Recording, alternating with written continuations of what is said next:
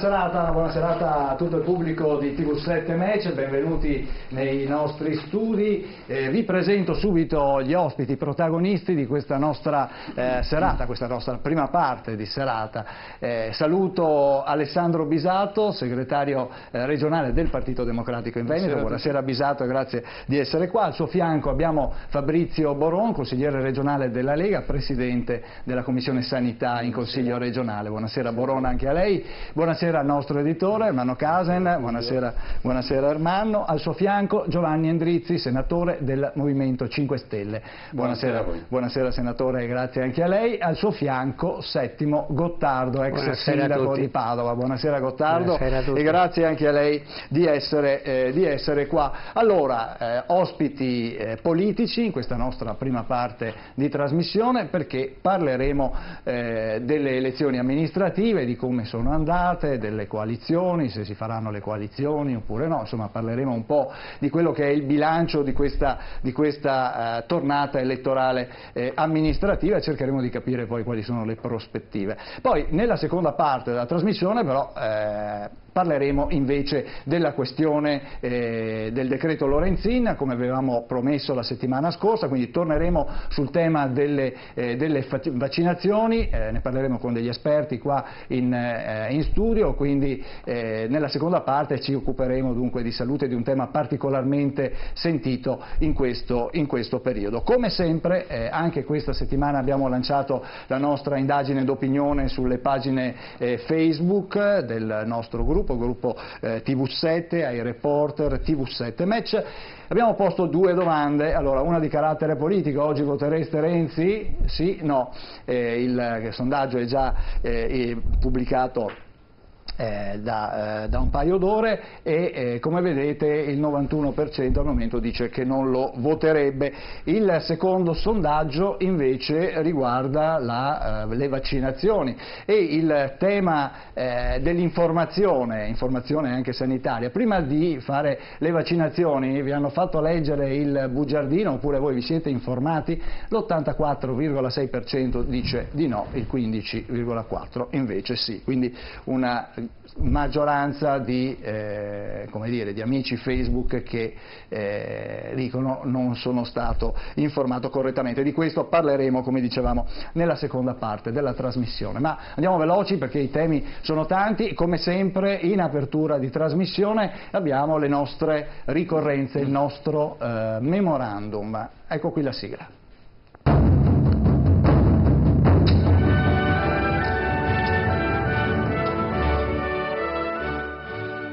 Memorandum. Storia. 24 giugno 1509. Enrico VIII viene incoronato re d'Inghilterra e signore d'Irlanda. 26 giugno 1963. Il discorso di John Fitzgerald Kennedy a Berlino. 27 giugno 1980. La strage di Ustica. 11/9 Italia, esplode in volo, 81 le vittime. 29 giugno 1936 muore l'attore comico Ettore Petrolini. 30 giugno 1934 la notte dei lunghi coltelli, Hitler elimina i suoi oppositori. Allora, queste le ricorrenze della settimana, sono tante e quindi saremo abbastanza veloci nel ricordarle. Iniziamo allora da Enrico VIII, la maggior parte delle persone sicuramente lo ricorderanno per le 6 mogli di Enrico VIII, lo ricordiamo con questo breve servizio.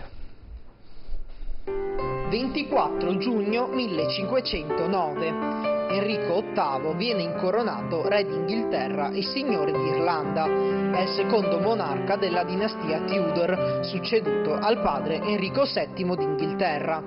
A lui si deve la fondazione della Chiesa anglicana, nata in seguito allo scisma religioso e alla separazione della Chiesa cattolica di Roma. Sposato 6 volte e artefice della morte di alcune delle sue mogli, è detentore di un potere assoluto e incontrastato e segna fortemente le vicende del suo paese. durante il suo regno, decreta lo scioglimento dei monasteri e l'unione dell'Inghilterra con il Galles.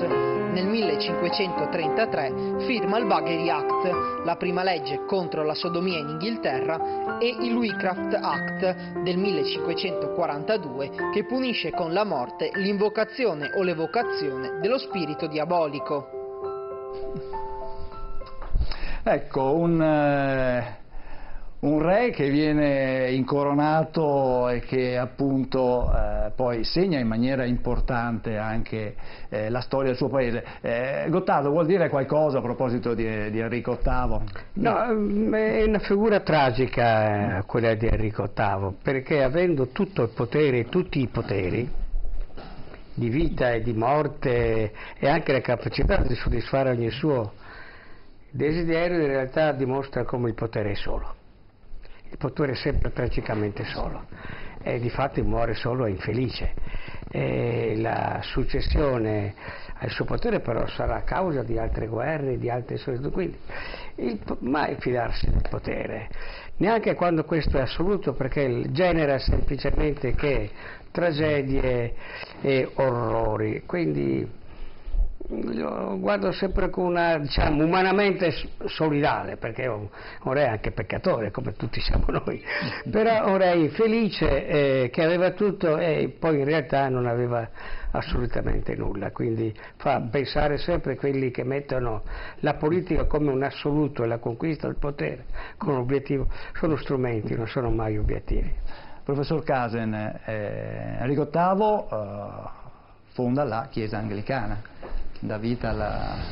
No, Enrico VIII fa lo scisma, cioè divide la Chiesa cattolica e praticamente crea sì appunto la Chiesa anglicana, che ha un carattere molto simile alla Chiesa ortodossa, cioè l'imperatore, quindi il re, è il capo della Chiesa e non più il Papa.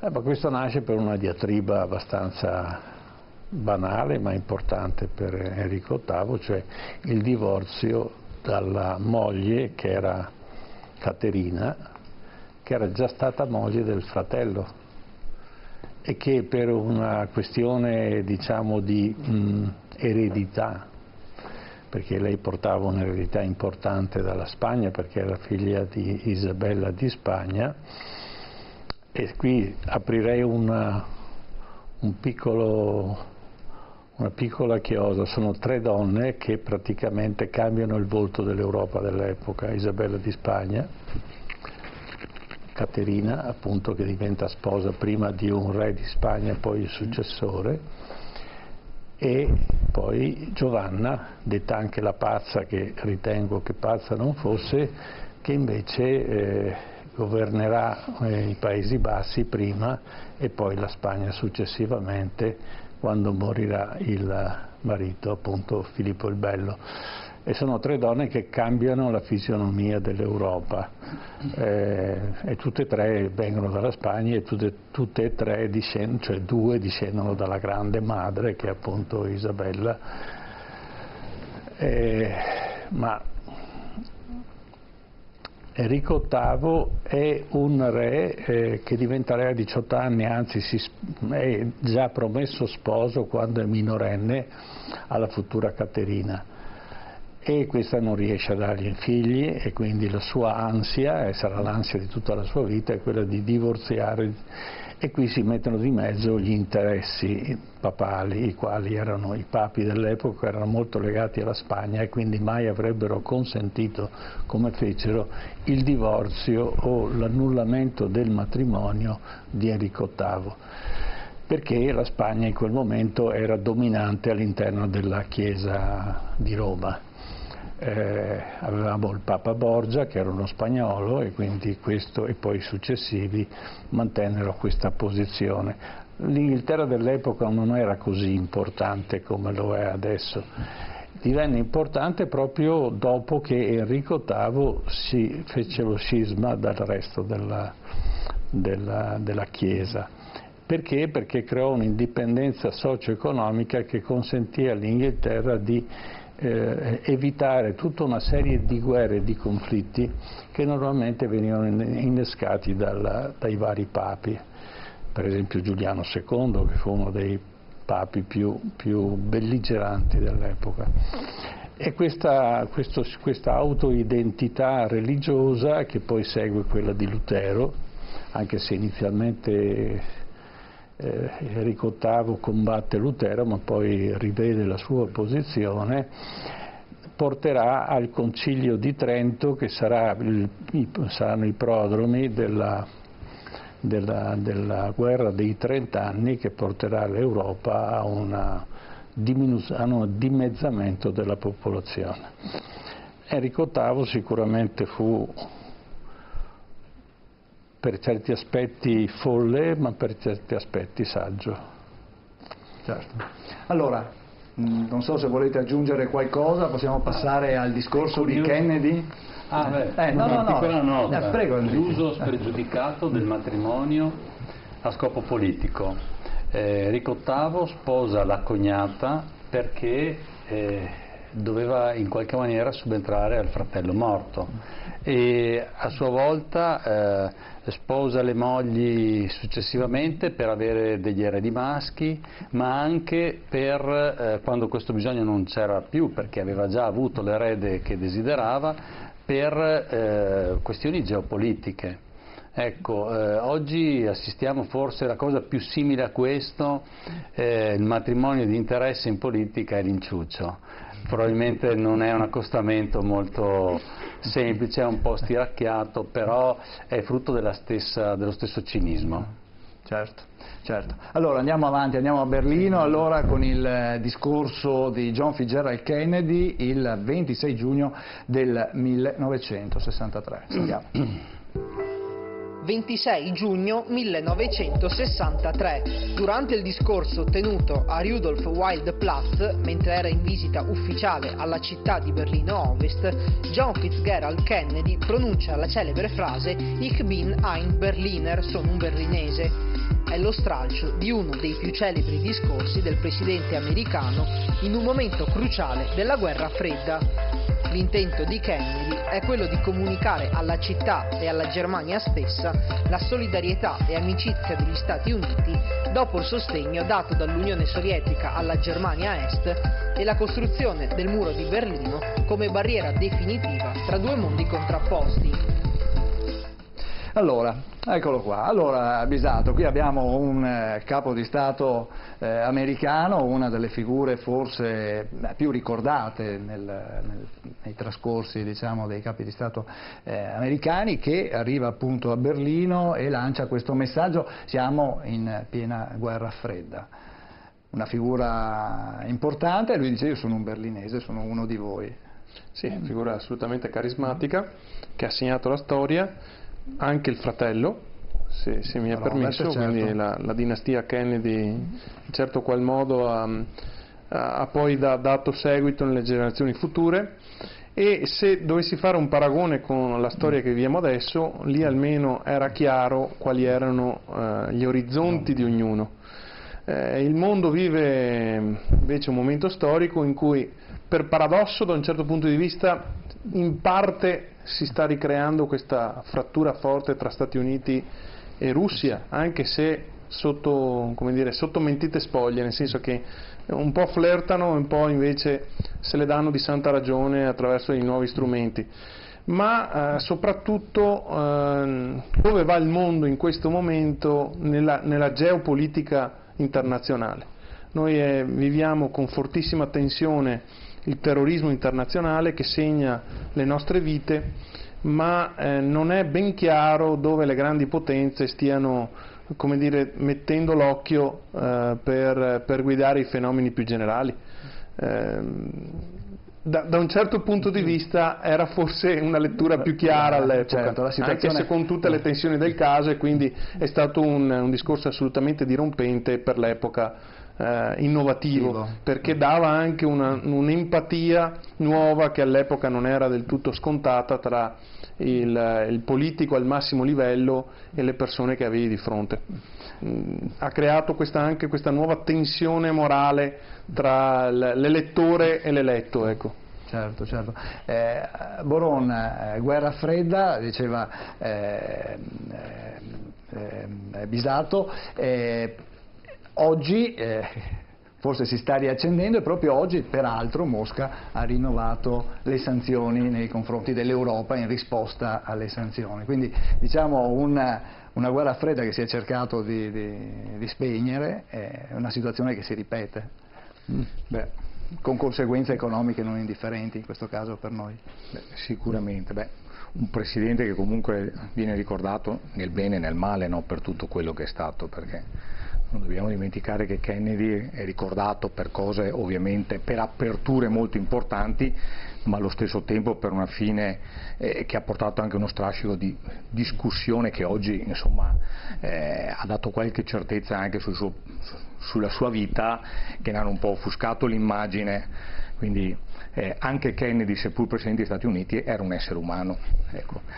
E purtroppo come Kennedy essere umano ha fatto i suoi errori, si continuano a fare oggi, si continuano a fare, sebbene, e su questo sposo quello che ha detto prima Gottardo, cioè ovvero che il potere, no, rende soli a tutti i livelli, cioè quando si insegue il potere contro tutto e contro soprattutto un obiettivo che non è quello di proporre qualcosa ma è solo contro qualcosa, ti porta a vincere ma a medio e lungo termine ti porta ad essere solo.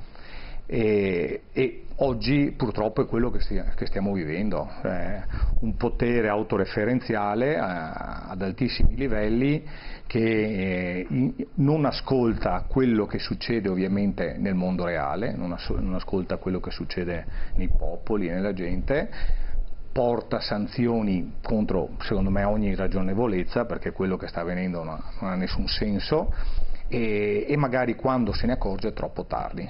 Guardiamo quello che sta succedendo con l'immigrazione, no?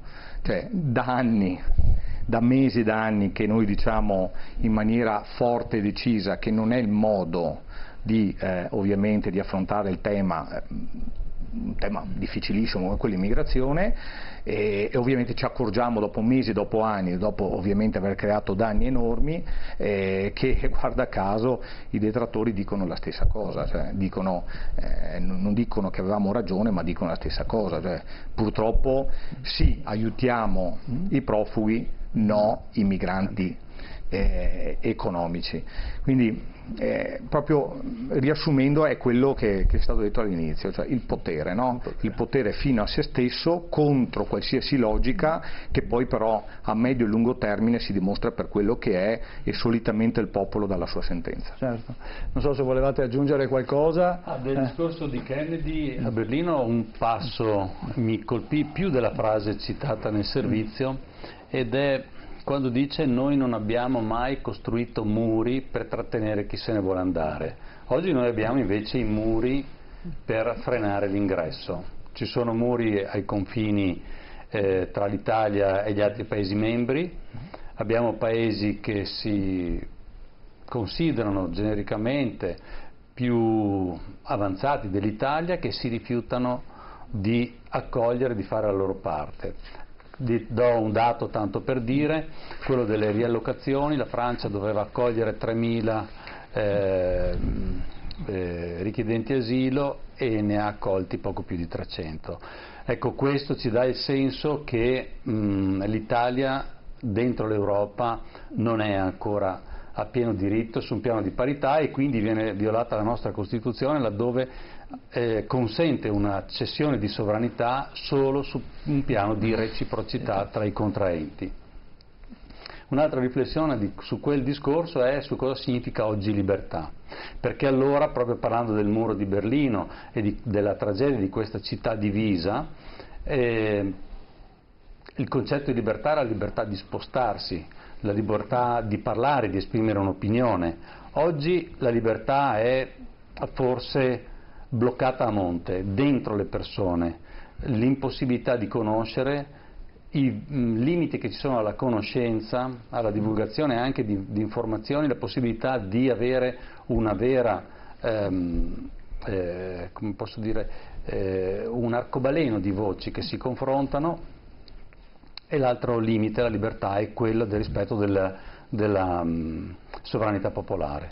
Noi abbiamo visto troppe volte referendum violati, umiliati, ed è per questo che l'esito referendario del dicembre scorso a me è sembrato veramente l'annunciazione forse di un'inversione di rotta.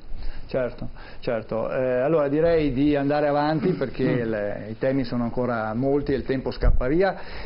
Allora adesso invece parliamo del 27 giugno del 1980, la strage di Ustica. 27 giugno 1980, la strage di Ustica.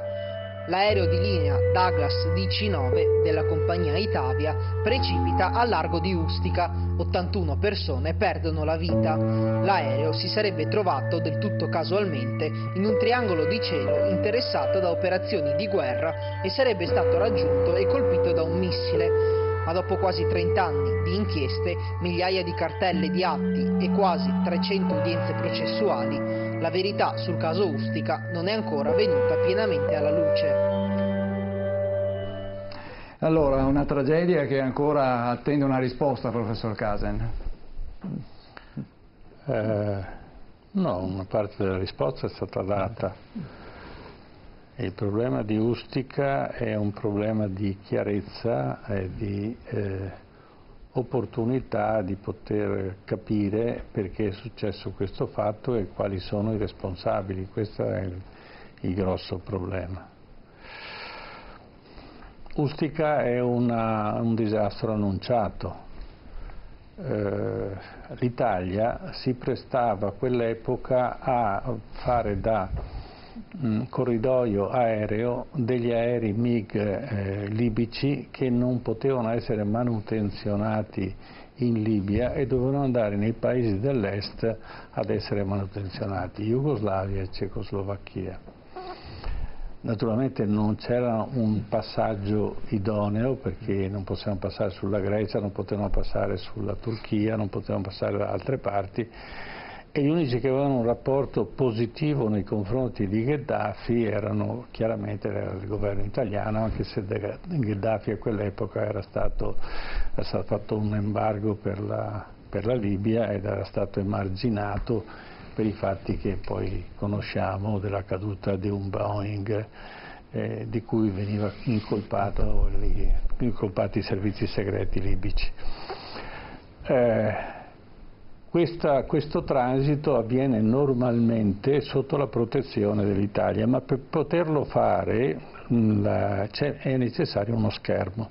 Lo schermo veniva utilizzato con aerei di linea normali e in questo caso gli aerei di linea normali vengono utilizzati anche per il ritorno di 2 MiG in quell'occasione, che vengono dalla Jugoslavia, diciamo a bassissima quota resente superficie del mare, entrano attraverso il Po e poi, seguendo il decollo di un aereo di linea, si accodano ambedue e seguono la linea.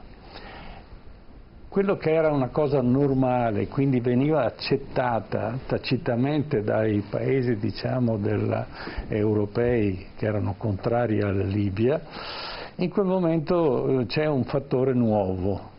Su uno dei 2 MiG c'è Gheddafi. I francesi lo sanno, come sono venuti a saperlo non si sa. E quindi quando questo Italia passa in prossimità della Corsica, partono degli aerei francesi a caccia di questi 2 MiG e lì avviene la battaglia. E vengono incolpati gli americani perché nel frattempo avevano una portaerei ancorata, ma non sembra fosse ancorata, era forse in mezzo all'Adriatico, in mezzo al Tirreno, e quindi la battaglia avviene. Come si fa a negare questa battaglia? Si cancellano tutte le tracce radar, quantomeno in possesso degli italiani. mentre quelle in possesso dei francesi non vengono esibite, e quelle americane, i rilevamenti satellitari non vengono esibiti, e in questa battaglia cadono 2 aerei, un MiG che cade nella Calabria, diciamo, e invece l'aereo civile, appunto quello di Ustica, cade e viene colpito da un missile, perché in quel momento si sparano vari missili, mentre il secondo MiG, che viene protetto dal primo MiG che ingaggia la battaglia, a bassa quota passa il Mediterraneo e torna in Libia, e lì c'è Gheddafi.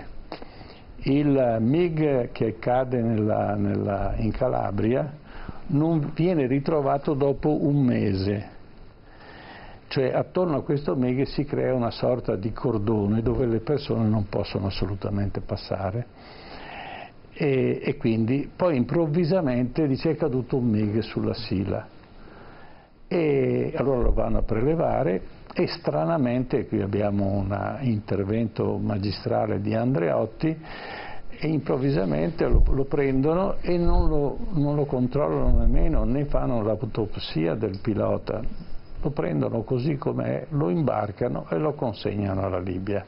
Ecco, questo, diciamo, in breve è il riassunto dei fatti. A questi fatti poi successivamente ci sarà una serie di persone che muoiono improvvisamente in maniera molto strana, che sono poi i radaristi, quelli che hanno assistito ai vari radar e che naturalmente hanno memoria di quello che hanno visto ma non possono parlare. Quello che è strano è che per esempio il radar del Monte Venda era in grado di vedere Ustica. Io conobbi il colonnello che gestiva il radar all'epoca, perché sul Monte Venda abbiamo una postazione televisiva, e in quell'occasione mi diceva che il suo radar poteva vedere perfino Mosca, cioè era un tipo di radar che riusciva a superare la curvatura terrestre, e quindi sicuramente se vedeva Mosca a distanza di 5.000-3.000 chilometri poteva tranquillamente vedere Ustica. Ecco, questi sono i fatti. Il perché non si è capito, perché non è stata fatta chiarezza, evidentemente sono ragioni superiori al nostro intendimento. Gottardo, perché non si è fatta chiarezza? La conclusione del professor Caseng è molto corretta e molto lucida, però la considerazione finale, professore, è che noi abbiamo vissuto finora, quindi non è cessata questa fase, una specie di illusione che la democrazia, nella vita democratica sia tutto chiaro, e che tutto si battaglia nel consenso, nelle campagne elettorali, c'è chi vince, c'è chi perde e così via. In realtà, da quando in Italia viviamo in questo moderno sistema democratico, quindi dal 48, e la democrazia italiana ha sempre dimostrato 2 facce, una luminosa, quella della Luna, come la Luna. Con delle elezioni vince la DC, il PC, centro-sinistra, via il 94, cambio di sistema. In realtà questo processo è sempre stato accompagnato, come la Luna, di una faccia oscura, mai illuminata. Su qualche caso anche si conosce la tecnica, questa che tu professore hai illustrato è corretta, ma tutta la vita democratica italiana ha una faccia oscura, e queste facce oscure sono facce che sono state gestite, il cosiddetto terrorismo, sia quello pesante, pensiamo Bologna, per dirvi, Piazza della Loggia, l'Italicus, sia un terrorismo più spicciolo. Vi ricordate per gli anni 70 i 2 opposti terrorismi? Certo. Erano gestiti politicamente, si sa, dalla NATO, dagli americani, da settori dei servizi,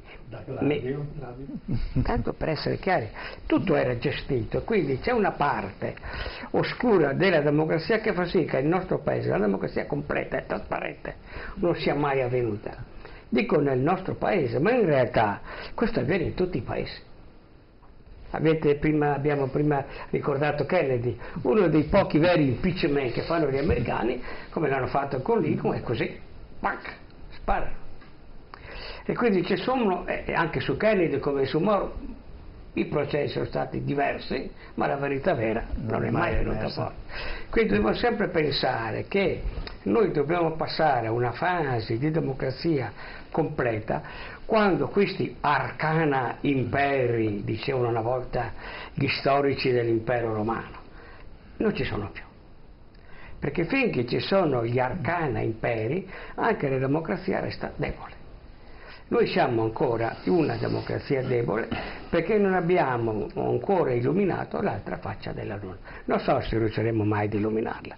Io per mia avventura ho avuto anche occasione di avere conoscenza diretta e anche confidenza, direi, di terroristi sia della sinistra, ho avuto ospite il Barbone, per esempio quelli del caso Tomaggi e non solo, sia quelli della estrema destra,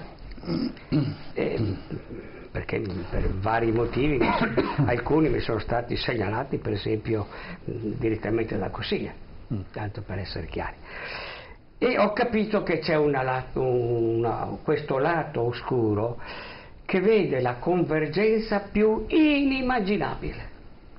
Noi bisogna di destra, no. Quando c'è terrorismo, c'è violenza, primo, una lezione che ho imparato, quando ci sono le armi c'è sempre dentro un potere statuale. Sono gli stati che hanno il monopolio delle armi. Quando ci sono tesoro e armi, dietro non sono solo anarchici. C'è il potere sempre di qualche stato. Quindi, primo, cosa che ho imparato. Secondo, cosa che ho imparato, che quando ci sono questi grandi avvenimenti terroristici, le responsabilità intrecciano molti servizi impensabili. Non c'è più differenza tra est e ovest a proposito di muri. Ci sono perché i terroristi tra loro si controllano, come le spie. Ogni spia ha un'altra spia che la controlla e che la spia. Quindi i terroristi hanno sempre, caso tipico la strage di Bologna, era stata una congiuntura di terroristi da tutte le parti. Quindi, concludo, la democrazia ha sempre una faccia oscura. Il problema di questo secolo e delle nuove generazioni è vedere se riusciranno che noi il compimento della democrazia quando questa democrazia non sarà come la luna ma come il sole, cioè non ci sarà più una faccia oscura. Finché ci sarà una faccia oscura, cari amici, la democrazia non è completa. Non è completa. Volete aggiungere qualcosa brevemente? Cioè qualcosa volete aggiungere su Ustica e su questo intervento di Gottardo? No, ma io ascolto sempre con molta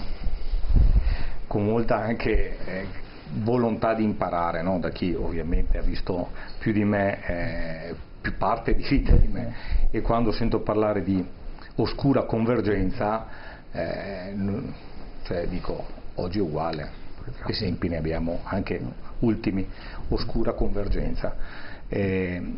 Quando ci sarà, se ci sarà la luna piena, ovvero la luna che si vede totalmente, io credo che ci sarà prima o poi, e quando ci sarà ce ne accorgeremo tutti. Magari poi si ritornerà da capo, ci sarà di nuovo una... No, è come la luna diventa splendente, piena e poi ricade. Sono fasi storiche e le fasi storiche giustamente vengono gestite e vanno gestite, e credo a qualsiasi livello, ma poi alla fine non dobbiamo dimenticarci mai che ogni fase storica è cambiata, perché quando diventa la luna piena il popolo decide di cambiare, nel bene e nel male, in modo forte o in modo gentile, però succede così ed è sempre successo così. E sarà sempre così, insomma, io credo. Bene, andiamo avanti allora con le nostre ricorrenze e parliamo adesso della scomparsa di Ettore Petrolini. Era il 29 giugno del 1936, vediamo. 29 giugno 1936. Muore Ettore Petrolini, grande attore comico. Considerato il genio del cosiddetto teatro minore, raggiunge le vette della popolarità proprio grazie all'enorme diffusione del genere che comprende il teatro di varietà, la rivista, l'avanspettacolo. Grande sbeffeggiatore del regime fascista, Petrolini non si smentisce nemmeno quando, in occasione del conferimento di una medaglia per i suoi meriti artistici, risponde con uno scanzonato "e io me ne fregio". Riassumendo in sé l'attore, ma anche l'autore di molti dei suoi testi, Petrolini inventa un repertorio e uno stile che influenzano profondamente il teatro comico italiano del Novecento. Ecco, Petrolini è autore peraltro anche di canzoni che poi hanno avuto remake e rivisitazioni negli anni successivi. Noi lo vogliamo ricordare anche con un altro breve passaggio di una sua esibizione, appunto Nerone. Ascoltiamolo. E domani Roma rinascerà più bella e più superba che Pria. Bravo! Grazie. È piaciuta questa parola, Pria? Il popolo, quando sente le parole difficili, si affeziona. Ora glielo ridico. Più bella e più superba che Pria. Bravo, grazie. Più bella e più superba che Pria. Bravo, grazie. Più bella e più superba che Pria. Bravo. Più bella che Bravo. Bella, grazie. Bravo! Sì, bravo! Bravo! Grazie!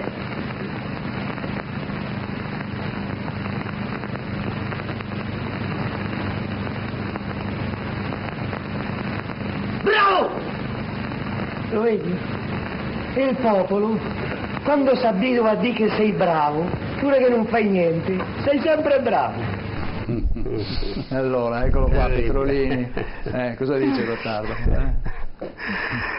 Terribile. Terribile, sì, quando questo qui era rivolto verso la piaggeria popolare rispetto a Mussolini, questa era certo. l'essenza di questa.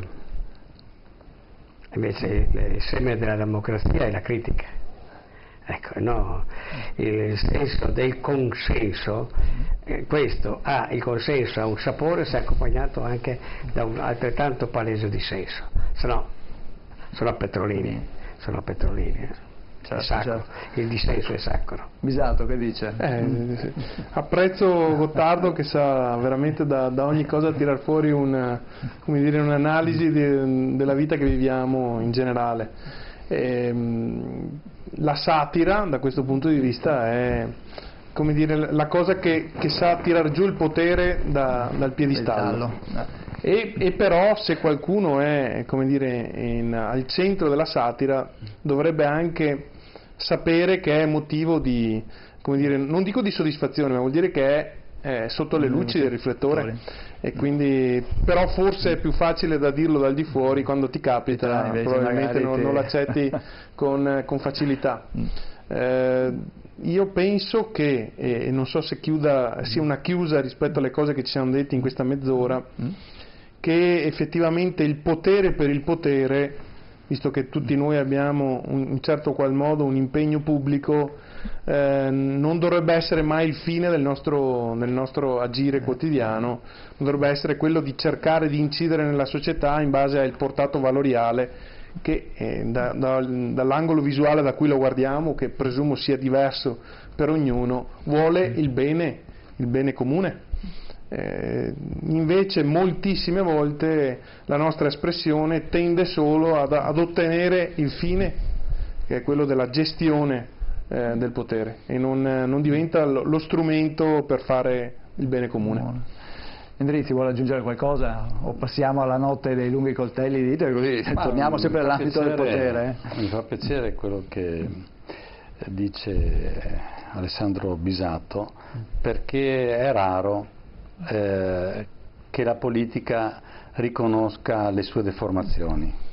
Ecco, io nasco politicamente in un movimento che aveva come obiettivo quello di restituire potere ai cittadini, ed è una cosa a cui faccio molta attenzione quando vedo che al di là degli obiettivi per i cittadini si persegue unicamente appunto la conquista del potere, come se fosse un esercizio sterile poi, no? E non legato a uno spirito di servizio effettivo. In questo senso credo che tutte le formazioni politiche, le più tradizionali o le più nuove, debbano mantenere questa capacità di critica e di vedere se si ha, diremo, uno scivolamento. Ecco, noi stiamo molto attenti a quello di non farci omologare e a non derogare dai principi, ecco, ed è una fatica molto, molto importante. Certo. Allora, andiamo avanti, ultima ricorrenza per questa settimana, il 30 giugno del 1934, la notte dei lunghi coltelli. Sentiamo. 30 giugno 1934. In Germania scatta l'eliminazione degli oppositori politici di Hitler all'interno del Partito Nazionalsocialista e dei vertici delle SA, le cosiddette squadre d'assalto. Vengono uccise più di 200 persone. L'eccidio passa alla storia come la notte dei lunghi coltelli. Le SA avevano acquistato progressivamente potere fino a diventare per Hitler una minaccia. L'omosessualità del loro leader, Ernst Röhm, rappresenta il pretesto per la loro liquidazione e per la campagna repressiva contro gli omosessuali. Ecco, allora, professor Casen, qui Hitler fa tabula rasa in pratica di quelli, non solo di quelli che erano i suoi oppositori, ma anche di chi lo aveva forse sostenuto, no? Allora, innanzitutto mi spiace, non sono d'accordo sul commento di questo pezzo, perché non sono oppositori di Hitler, sono tutti coloro che hanno appoggiato Hitler per arrivare al potere. La condizione perché questo avvenga, cioè la notte dei lunghi coltelli, è determinata dal fatto che l'esercito tedesco, i generali tedeschi non accettano che ci sia una situazione di gestione del potere attraverso le SA, ma soprattutto perché all'interno di questa organizzazione c'era una quantità di omosessuali che l'esercito tedesco non voleva assolutamente prendere in considerazione e difatti dalla SA si passa alle SS, che è la stessa cosa, hanno le stesse funzioni, ma vengono eliminati tutto il resto. Questo serve anche a Hitler, perché non è per caso all'interno di questa organizzazione SA, perché anche lui aveva tendenze che poi la trasmissione per esempio di ieri sera fatta proprio su Hitler dalla Rai 2 ci racconta un po' quelle che erano le tendenze sessuali di Hitler, ma questo non è oggetto di questa. Lui deve far fuori tutti i suoi compagni che l'hanno portato al potere e li fa fuori in una notte, così come fa fuori poi tutti gli altri oppositori e tutti coloro che in qualche maniera ricordano i suoi pregressi, le sue attività e i suoi limiti giovanili. Per esempio uccide il medico che l'ha curato da una forma di pazzia dopo la prima guerra mondiale, perché aveva avuto una patologia derivata dall'assunzione di gas in trincea, e quindi lui vuol far dimenticare, vuol cancellare tutto il suo passato, perché lui deve essere l'uomo al di sopra, l'uomo l'unto dal Signore che arriva e trasformerà la Germania in quello che sarà uno Stato che dominerà il mondo. Ecco, questa sua presunzione naturalmente deve deve creare una precisa divisione tra il passato e il presente. Quindi questa è la notte dei lunghi coltelli. Gottardo, vuole aggiungere qualcosa? Sì, può darsi che sia vero quello che dice, anzi è senz'altro vero quello che dice Casen, però io ritengo che sotto c'è una logica politica pura, al di là delle tendenze erotiche di ciascuno. Il potere, quando diventa assoluto, non è mai bicipite, è monolitico, e quindi non c'era spazio per due eserciti, per due poteri militari, non c'era proprio lo spazio. E il potere non è mai bicipite quando è assoluto e quando si identifica con lo Stato. Siamo noi nella democrazia che articoliamo i poteri, sono la pluralità di poteri, il sistema delle garanzie. No, il potere assoluto è assoluto, non è bicipite, è autocratico, non c'è spazio per nient'altro. Che dietro a questo ci siano delle nevrosi, questa reductio ad unum, direbbero i vecchi filosofi scolastici, è sempre una cosa patologica, perché la natura non è così. È molteplice, c'è sempre una dialettica ed è stata la forza del regime nazista questo, ma è anche stata la sua debolezza, perché la realtà è diversa. Non è così, la realtà non è diversa. Questo ridurre a unicità e quindi tutto il resto veniva cancellato, il nemico veniva anche fisicizzato, il nemico era l'ebreo, era lo zingaro, cioè non era così, era una nevrosi, e quando il potere diventa nevrosi è tremendo. E non c'è nulla di più tremendo. Viva la sana democrazia dove c'è un confronto, c'è una pluralità, magari anche un certo quel disordine, diciamolo pure. Però, insomma, ci sono delle contraddizioni che fanno parte della storia della vita. Quando invece c'è la semplificazione è sempre violenta, la reductio ad unum è violentissima e scoppia. Poi scoppia, non regge. Non regge proprio perché è per la ragione che non consente, perché la ragione è sempre molteplice, è sempre dialettica, che è la ragione della politica, della vita democratica, della persona e così via. Questi qui erano veramente dei matti, ecco, come è stato detto, dei matti, ma non in senso psicologico, in senso logico, di ragione pura della politica, della ragione umana, e quindi erano del tutto irrazionali, tant'è che hanno prodotto effetti irrazionali anche quando volevano raggiungere degli obiettivi che a loro sembravano razionali. No, è la irrazionalità pura. Ma la cosa si ripete, anche i nemici di Hitler, Stalin, ripete la stessa nevrosi, non è che la guarisca. Questi metodi sono sempre destinati a ripetersi, sono sempre destinati a fallire. Purtroppo che i fallimenti sono costosissimi, sono sanguinosi, sono tremendi. Certo. Però io vorrei collegarmi a questo discorso di Gottardo. Ci troviamo di fronte a una persona che è malata da sempre, cioè dal momento che lui che rimane per 2 anni in un ospedale psichiatrico dopo la guerra, e questo non viene citato nella storia della Germania dell'epoca, e alla fine viene dimesso dopo cure, e addirittura il suo medico, quello che lui farà assassinare, lo